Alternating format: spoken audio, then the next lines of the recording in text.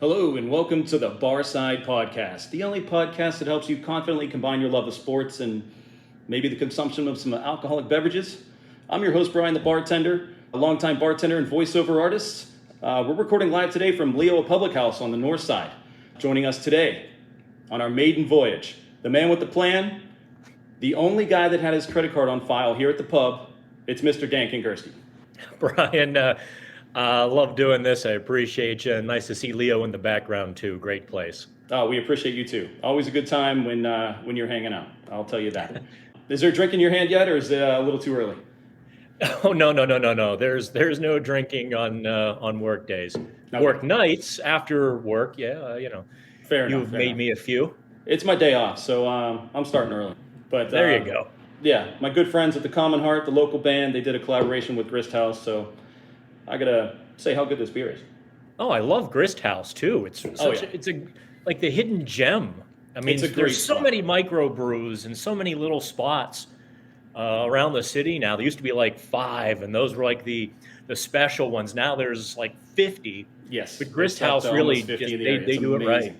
We're going to be taking some bar questions later. Today we're focusing on hockey. I know you've had a long week of practices and preseason games. But first, let's start with an early memory. What is an early memory you had that forged your love of watching hockey? Is there something that you remember? That's kind of an interesting question. You're kind of catching me off guard out of the chute here, Brian. I would have been like 7, 8 years old when Mario Lemieux was drafted. And so there was this entire kind of citywide curiosity. What the hell's hockey? Who's this Mario Lemieux guy? Or actually, in second grade, we got in a fight, believe it or not. My friend Tony insisted. My dad says it's Lemieux. There's an X on the end of it. That carried for years. But what Mario could do with the puck and being a little kid watching those things. And, I remember being excited by the 82, 83 Penguins when they really stunk, beating the New York Islanders with Bossy and Trottier and Potvin and Billy Smith. And I remember running to my dad, the Penguins are winning 6-3. And he's like, okay. But Mario was the guy that really kind of brought it all home on, what hockey is and what it means and what it can be.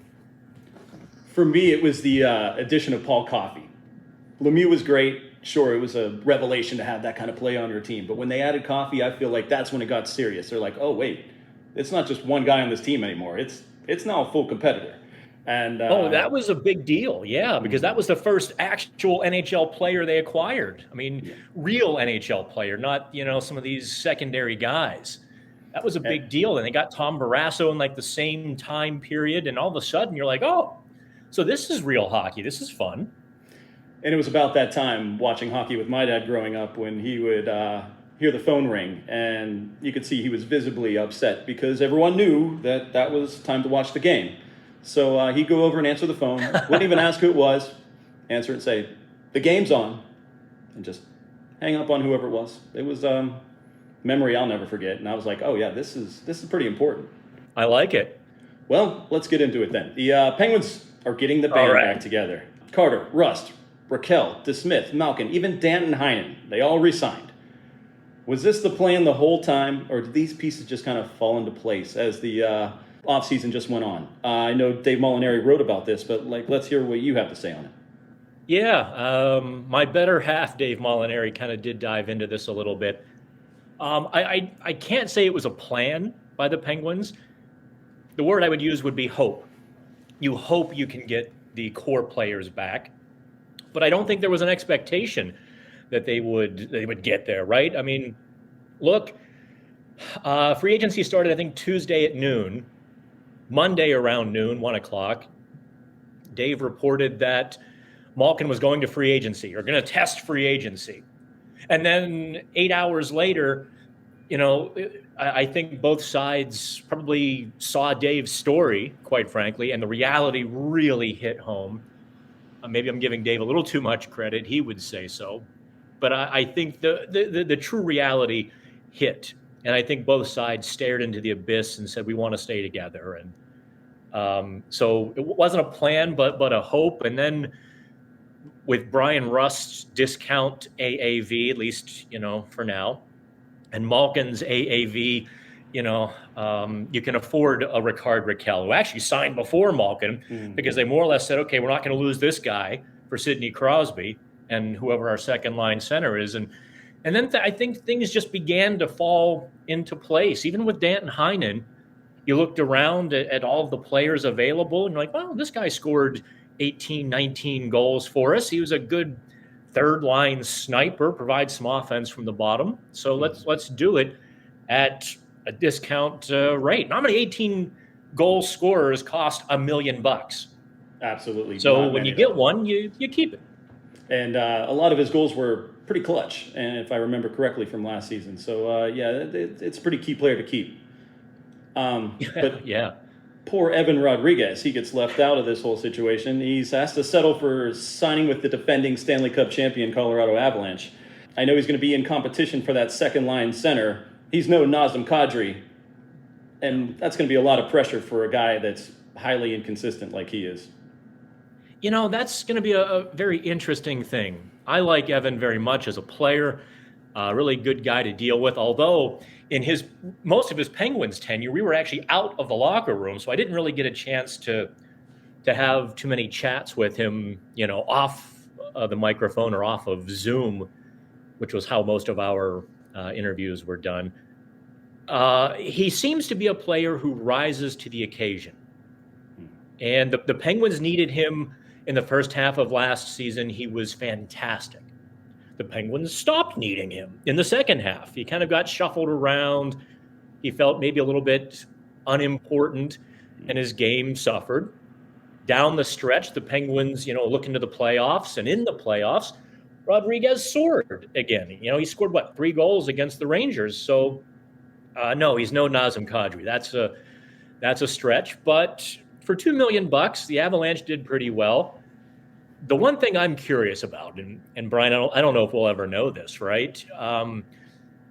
The story came out that Evan turned down a 3-year, $10.5 million deal from someone because his agent said, oh, you'll get more. Were the Penguins kind of in that ballpark and then pulled back and said, okay, no, can't do it? And is that the reason that they maybe signed Danton Heinen and Josh Archibald and some of these other guys when they could have had Rodriguez, because they didn't realize Rodriguez's price would fall to $2 million in mid-September? Yeah, he could have been a valuable addition, definitely more important, I think, than Josh Archibald. But we'll take certainly more offense, right? There's absolutely. Archibald can skate, and I know that fits Sullivan's system to an extent, but there are definitely a lack of hands there. Well, yeah. You know what, though? I think we often forget. And Sullivan reminded us yesterday when we were talking about Drew O'Connor. The things that O'Connor has to work on to get to the NHL in a consistent capacity are things like penalty killing and some of the, the secondary things. As a player, O'Connor is an NHL guy. It's fitting the team roles. And, so would Archibald have been more valuable than Rodriguez in that vacuum? I wonder if Hextall had the choice of Erod for 2 or Archibald for 900, knowing that Archibald kills penalties and plays that fourth line role with a bit more enthusiasm. Maybe, and I don't want to criticize Rodriguez in the least, but maybe Archibald fits the role or the needs a little better. That makes sense, and I think Drew O'Connor has shown a progression over the last couple seasons that I think fits the team well and makes him Evan Rodriguez expendable also. Yeah, they're doing a very good job, Brian, of putting the puzzle together. I think Hextall has largely been undefeated. Now, I don't know if I like making Letang and Malkin's contracts at 35 plus when they could have just paid them the same money without signing bonuses. That's what made it a 35 plus contract that you really can't get out from. Little details like that, I wasn't so crazy about this offseason. I also wondered a bit about Kasperi Kapanen, giving him a 2-year contract over $3 million. That was that was a little bit interesting to me. And I think if there was one mistake in the offseason, that's probably it.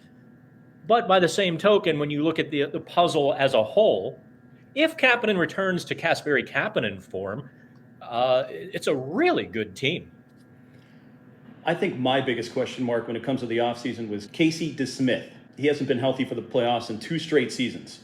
These are 2 series that they easily could have won with even average goaltending. Was it in the plan to bring him back, or is this just a sign of a very, very thin goaltender market? Yes, to all of the above, right?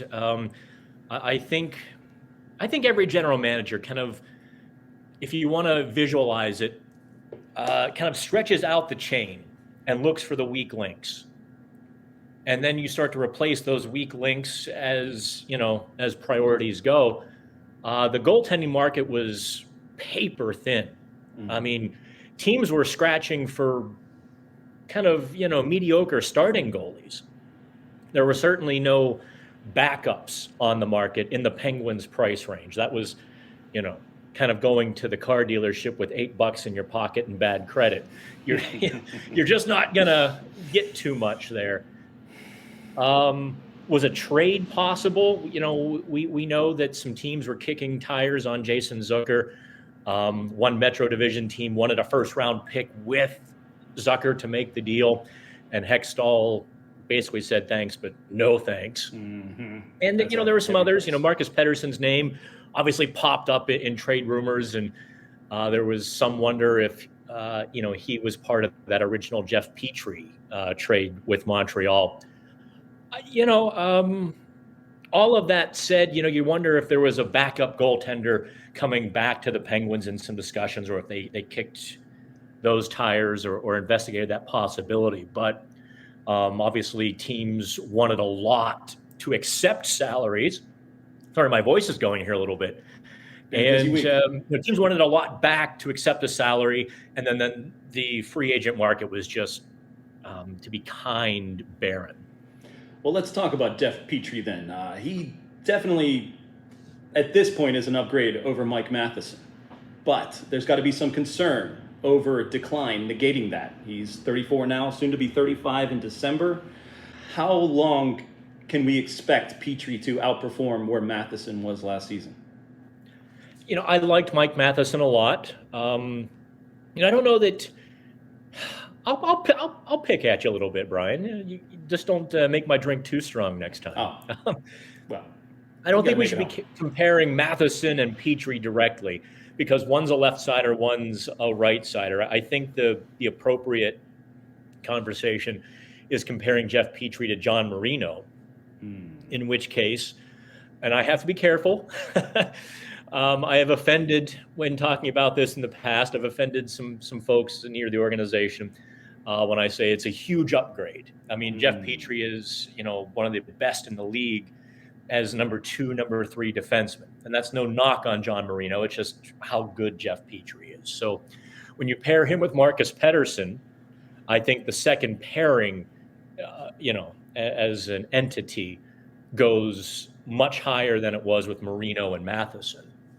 I liked Matheson, but Jeff Petrie really adds a lot to this team, and we've been seeing just how strong he is in training camp. Now, circling back to your original question, you can take a drink because I'm going to be long-winded. Oh, that's all right. No complaints here. Yeah, give Bristhouse a little pump there. Magical. I think we've seen defensemen play to 37, 38, 39 years old. Vegas has a couple of them who are still going strong. Chris Letang, those signs of slowing down. Petrie doesn't play that hard net front game where he takes a beating, right? So 3 years, you might see a little slippage in a couple of years, but for the moment, no, I don't have any concerns. That seems to give a little optimism for the Penguins. The addition of Petrie puts the average age of the team right at pretty much 30 years old. I tried to find a relevant comparison of a team that had success with that kind of average age, and the only one I found was the 2002 Detroit Red Wings. They had a 41-year-old Igor Larionov, a 40-year-old Chris Chelios, and who just happens to be one of Crosby's idols. Steve Yzerman was 36 at the time, just a year older than Crosby is now. Is this a relevant comparison, or is this pre-salary cap? It was a different game back then. Well, obviously different era, different time, different kind of hockey, quite frankly. The skating was wildly different, right, back in 2002 compared to now. I think if you want to take one thing from that, Mr. Muha, Mr. Brian the bartender, Mr. Gonna start giving me free drinks. We'll see about that. I think if you want to take one thing from it, it's that the mid-30s guys can, in fact, weather a brutal and bruising Stanley Cup playoffs, that they can get to the end without the wheels falling off. And I think me and I know a lot of people wonder, can Crosby and Malkin, Letang get into June hockey and be good enough? Where at that age do you wear down too much? So if you want to take anything from it, take the fact that it can be done. Absolutely. And we've seen them compete well the last couple seasons in the playoffs, although it didn't work out. And like we said, goaltending issues aside, they still have salary cap issues abound in the NHL. Yeah. Last I counted, there were 13 teams over the salary cap, plus 5 more with only within 1 million of being there. Tampa leads the way at about 7 million over. The Penguins are just under 1 million over. I don't see a flurry of trades happening in order to remedy this. Will we just see a number of players Stamkosed before the season starts to kind of save this, or is there going to be another answer? Well, you are going to see a lot of teams using the LTIR very shortly. I didn't know this. I don't know that a lot of people publicly knew it. You would assume all the bean counters in the 32 NHL teams knew it, that there was a little bit of a difference if you put a guy on LTIR before training camp starts versus putting him on the injured list after training camp starts. So there was a benefit to keeping guys, on the active roster into camp. You're going to see some teams like Washington, for example. Nick Backstrom and Tom Wilson are out months. Backstrom might be done forever, but Tom Wilson's coming back somewhere between November and January, right? So they will eventually have to get under the cap, and the Penguins have to do the same. The Penguins are going to limbo under the cap because I don't think any trades are really possible. I think everybody's talking, right? But it's a game of musical chairs, and all the chairs are taken. Unless you're willing to really pay through the nose and cough up a first-round pick in order to get it done, the Penguins are going to have to send a couple of guys to Wilkes-Barre that they might not otherwise want to. And I think Drew, I think that's where training camp has come into play. We've seen Ty Smith getting all of the reps as that sixth defenseman with Jan Ruda, whereas P.O. Joseph, Mark Friedman seem to be relegated to, picking up leftover ice time. I think you're going to see those two guys, in fact, at least one of them anyway, sent to Wilkes-Barre, which is a cap savings. And you'll see probably Drew O'Connor sent to Wilkes-Barre. I think that just gets them under the cap by thousands of dollars, literally, not enough to buy a free lunch, but just enough to start on opening night. If they send, somebody else down to Wilkes-Barre, somebody else like a Josh Archibald, who has a $900,000 salary instead of the $750,000, then they have a whopping $200,000 of cap space. So, definitely don't be looking for a lot of movement. Definitely walking that tightrope. So it's going to be interesting to see how they play that out. My last hockey-related question here, the Mike Sullivan extension, now extended through 2027, I believe. 6 or 7 without looking here, yeah. From the bar side of this perspective, slowly transitioning to that, I've heard some interesting conspiracy theories about why they decided now to add on these 3 extra years. And I don't believe any of conspiracy them. theories. I want to hear these. Oh, yeah. Just the fans complaining, oh, well, the new ownership group's from Boston. Mike Sullivan's from Boston. They want to keep their guy. And it's I hear some interesting things about why people think that this exchange happened. But I really think it's just they just want to instill confidence in him. And there's no reason not to at this point. Well, I think there's a lot of reasons. First of all, the next negative thing about Mike Sullivan in terms of coaching, in terms of his hold on the organization, in terms of his leadership, the next negative thing would in fact be the first that I've heard. They've got their guy, and there's no reason to kind of get to the point where in 2 or 3 years when hockey revenues keep going up and up and up, and coaches keep getting more and more and more. Well, John Henry is really kind of a brilliant businessman in that sense. In buy now, save money later. Mm-hmm. Go for it. I think they're comfortable with the relationships between Crosby, Malkin, Letang, and Sullivan. The players are sticking around, so in order for the coach to stick around, they better be comfortable with that dynamic. And I think there's no reason to doubt it. All players, get annoyed at their coach, and everybody hates their boss from time to time. Let me tell you about National Hockey now. But anyway, so yeah, you lock them up. I mean, it certainly is a departure from normal hockey procedures. When coaches last 3 years, and here we have a team locking up their coach 3 years in advance or 2 years in advance. It certainly makes this the Mike Sullivan organization, that's for sure. Yeah. Well, then let's turn to the Barside now.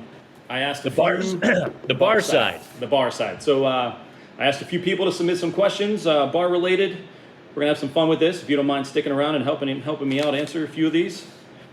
If there's some drink questions and cocktail questions, I'm happy to sample anything that you need to experiment. Oh, you can be the guinea pig anytime, buddy. No problem.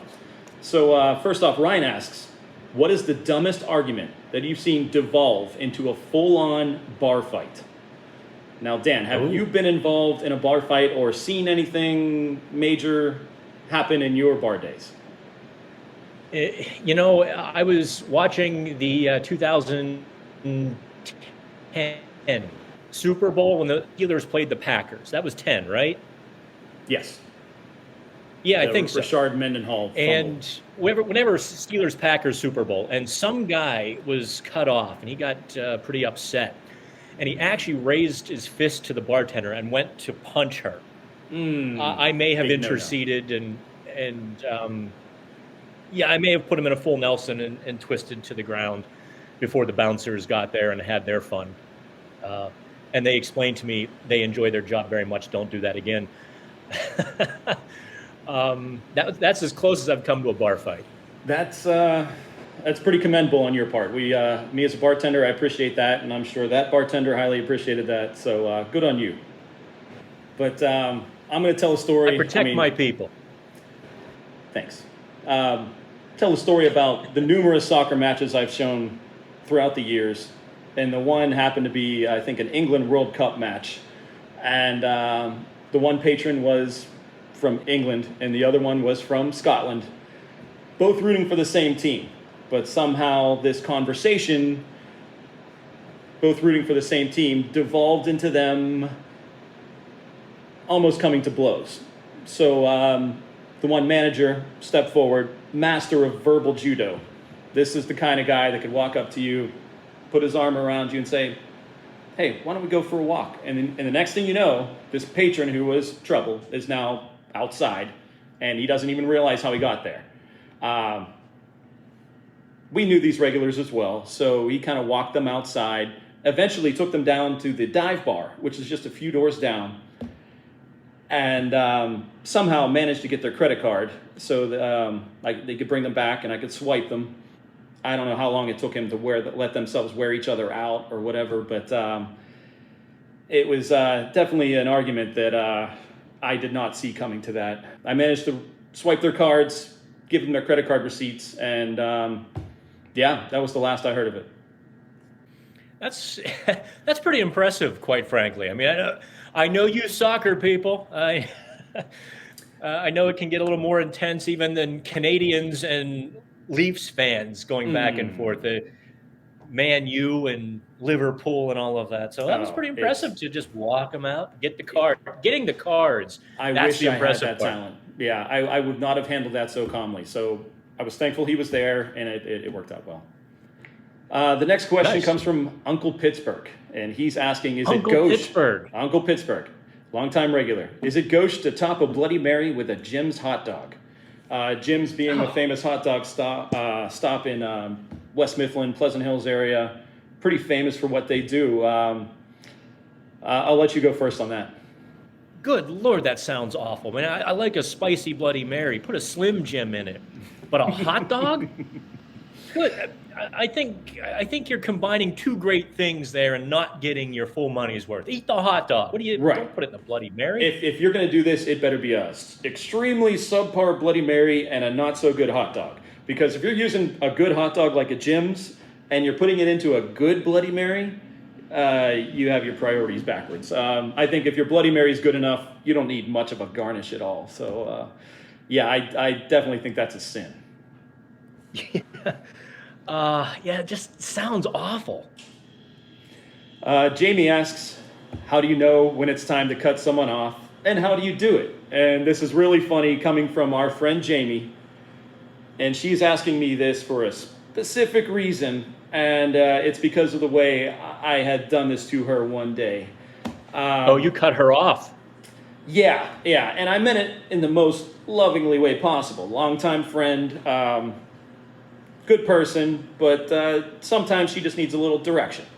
So I stopped drinking. Yeah, and so I found the best way to do that was she stepped out front. I think it was either to, I don't even remember if she smokes. She has to have a cigarette, take a phone call or something like that. Mm-hmm. And we're still open. I mean, it's only like 8 or 9 o'clock at night, and locked the door. So you just locked her out? I just locked her out. I mean, at the time, she only lived like a half a block down the street, so I knew she was going to have no trouble getting home. But, with the, you can only use so much verbal judo on somebody when they don't understand why they're being cut off. So, yeah, Jamie and I are still good friends. Just lock the door. Just absolutely locked the door. Everyone in the bar understood. It kind of resolved itself. Now, did you stand at the door? Oh, no, did you, absolutely run not. Back to the bar? I wouldn't want to make it seem like I'm taunting or anything like that. I just want to say okay, well, here's your hint, and okay. Dug on the door a couple times. I think she got it, and right home. So, Robert. That's interesting. Yeah, just sometimes lock the door. I do. like it. Yeah. Robert, good regular here. Leo, he's like mayor of the North Side. He knows everybody. He wants to know, is tequila really the best value for dollar to top shelf ratio? Now, this one I think is kind of a trick question. I think there are a lot of tequilas that are $20 and decent, and I think there are a lot of tequilas that are $40 and not so good. So this is just a matter of drink what you enjoy, really, because when it comes to tequila. No, I'm going to weigh in here. Okay. Brian, I'm going to weigh in and say it depends on what you're doing that night. I mean, there are just some nights every now and then, they get further and further apart the older and older you get, at least they do for me, where your goal is to get to the finish line. And I think tequila might be the best bang for the buck, because if your goal is to get to the finish line, you can go with well tequila. It's true. At that point, you're not worrying about tasting it. I mean, your only concern at that point is how you're going to feel the next morning. I mean, so yeah. Or the next 3 days, right? Yeah. Now that in my older days, you're like, no more. Yeah, I have opinions on tequila, but in that case, drink what you enjoy. And like you said, if your goal is to rush to the so-called finish line and get locked out of the pub, then you go with the $20 stuff. So for sure. Making me feel old, because it's been a long, long time since I've even thought about doing that. Well, might be the first week of off season next year that you consider trying again. So Let's not. You know what? I think the difference between wisdom and maturity is maturity, you know you're going to hurt the next day. Wisdom is just saying, nah, it's not worth it, right? You're a smart man. Yes. Something like that. Forrest asks, what is the bar etiquette you appreciate most? So when you walk into a bar... Giant tips. You know what? As a bartender, I can't say that, and I'm glad you said that and not me. So that's cool. Thank you, Dan. Oh, my pleasure. But bar etiquette is something I think that is just learned from experience. So you can tell pretty much as soon as somebody walks into a bar whether they've been to many bars before. And I don't think it's just one thing that ever stands out. So if you walk into a bar and you instantly communicate, and it's just easy for pretty much any bartender to tell that, oh, this person knows what they're doing. They're cool. And I know you're cool, Dan. I'm not saying you're the bar fly, but I'm saying you're experienced enough and mature enough to know how to hold yourself in public. Yeah, look, I think everyone has to go through that phase, right, where they learn how to control themselves in an establishment that serves alcoholic drinks. I think everybody makes a mistake or two in the beginning, and then you're like, okay, that's not cool. And it helps to have good people around too, and that's why, I know you're filming this at Leo, and I appreciate Leo so much. I've been going there now since you guys not quite opened up, and once I found out you were like the first bar to go to the vaccine proof, I'm like, oh, fantastic. Because look, I'm going to hockey games. I had to be very careful with my job. Going to a place that was also being careful was just a no-brainer. And then I kind of fell in love with the place. You guys are all so cool. So bar etiquette, I would say, as a customer, is also keeping to your own universe. The entire place doesn't need to hear your conversation. The entire place doesn't need to hear your phone call, you talking back to the television, or whatever else it might be. You can involve others around you in the conversation if they so choose to participate. Otherwise, leave them alone. There you go. I say this as the guy who finds the corner of the bar usually and just has a drink with my sandwich, right? Just sometimes leave me alone. I don't need to hear about your aunts and uncles' gout or your veterinary visit with worms. I don't need to hear about all of this. But we appreciate you, Dan, and thank you for joining us on the maiden voyage today. Always a good time. And I'm sure we'll see you at the bar soon. Save a meatloaf sandwich for me. Oh, absolutely. Thank you, sir. Awesome, man. Thank you. No problem.